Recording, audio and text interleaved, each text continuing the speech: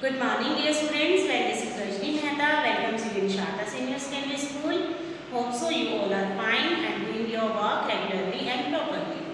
As you know, students, we have already discussed point number 1, the ant and the cricket. And today in this video lecture, we will discuss the question answers like the summary of this poem and short question answers. So, let's start.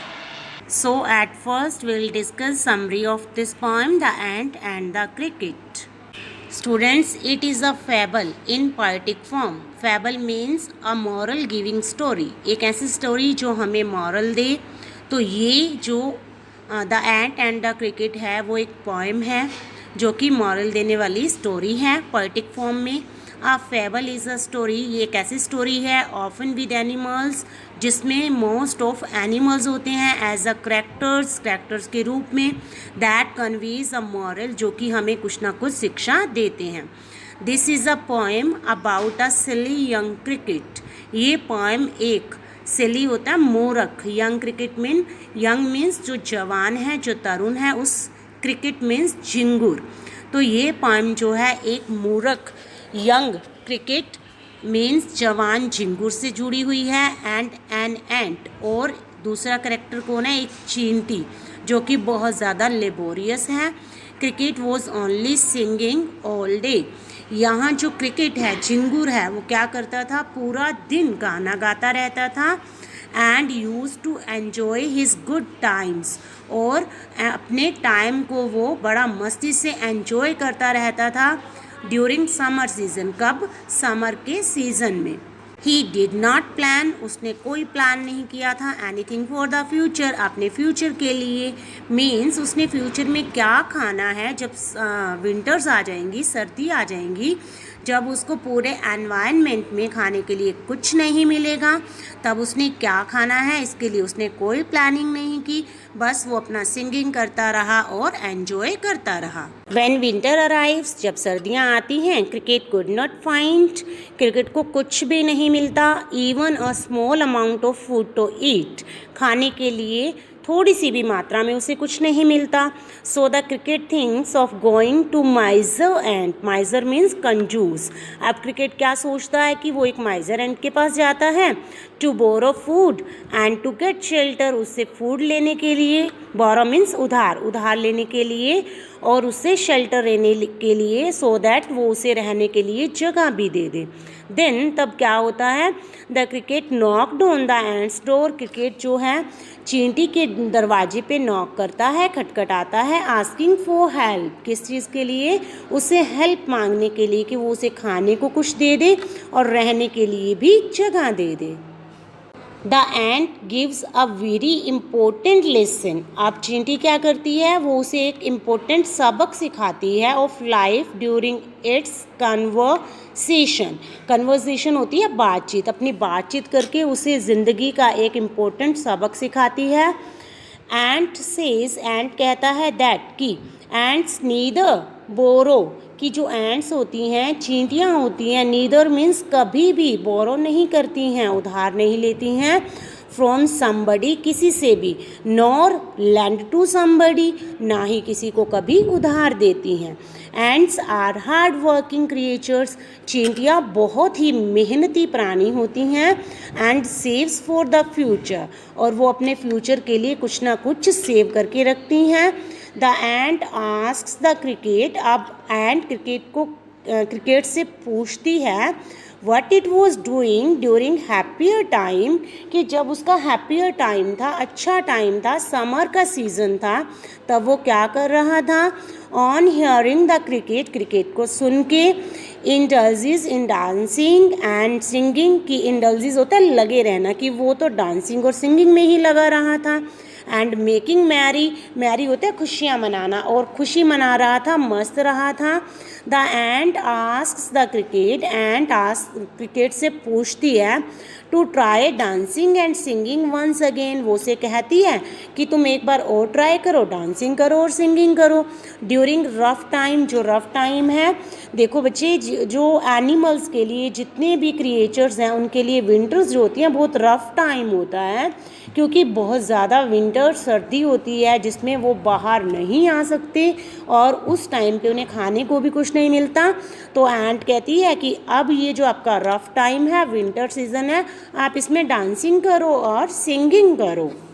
So students, in this way एंट जो है वो cricket को, झिंगुर को कुछ नहीं देती और उसे सबक सिखाती है कि हमें अपने प्रेजेंट के लिए वर्क करते हुए हमें फ्यूचर के लिए भी कुछ ना कुछ सेव करना चाहिए, सो दैट ज़रूरत पड़ने पे हमें किसी से कुछ बोरो ना करना पड़े, किसी से मांगना ना पड़े।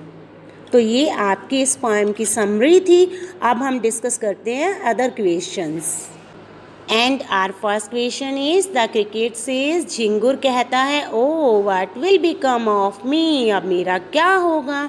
व्हेन डज ही से इट एंड व्हाई, ये सब वो किस टाइम कहता है और क्यों कहता है। Answer is the cricket sad the line, cricket ये लाइन कहता है, O what will become of मी, कि अब मेरा क्या होगा। कब कहता है, व्हेन ही फाउंड, जब वो देखता है, out that winter had arrived, कि अब तो सर्दियाँ आ चुकी हैं। बट हिज कपबोर्ड, लेकिन कपबोर्ड मीन्स अलमीरा, उसकी जो अलमीरा है वो एम्प्टी, वो तो खाली थी क्योंकि उसने समर्स में कुछ इकट्ठा ही नहीं किया था विंटर्स के लिए।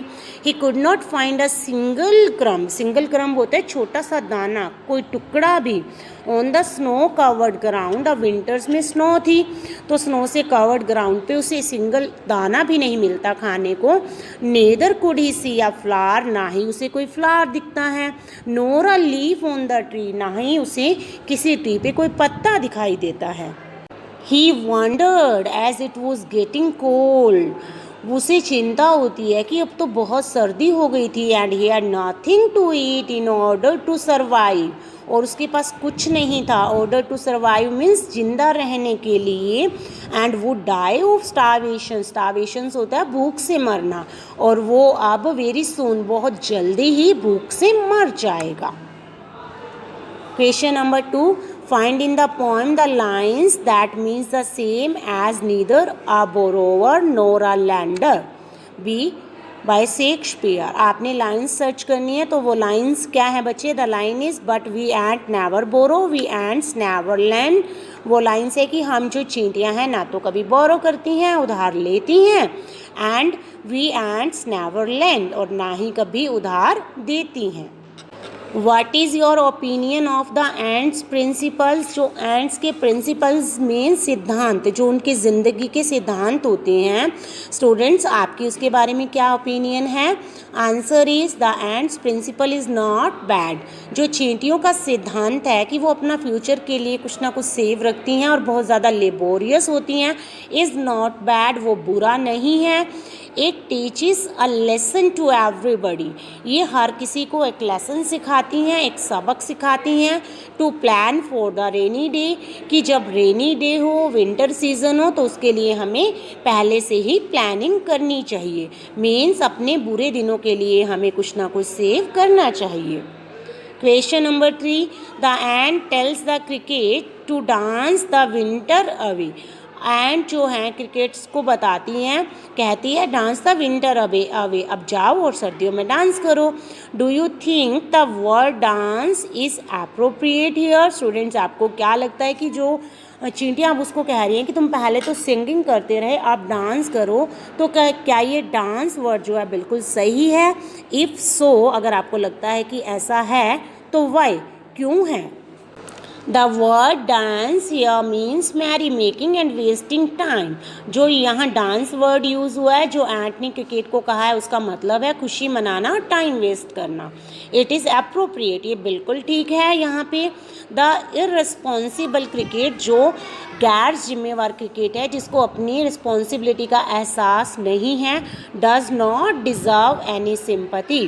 चींटी कहती है कि उसे किसी भी सिंपैथी वो डिज़र्व नहीं करता, वो इस लायक नहीं है कि उस पर सिंपैथी की जाए, उस पर दया करके उसे हेल्प की जाए। Question number 4, which lines in the poem express the poet's comment. Read them allowed. आप जो पोएट का कमेंट है वो पोएम में कौन सी लाइन एक्सप्रेस करती है, उसे आप अलाउडली रीड करें। The poet's comment is expressed in the last 2 lines. जो लास्ट 2 लाइन्स दी हुई हैं कौन कौन सी।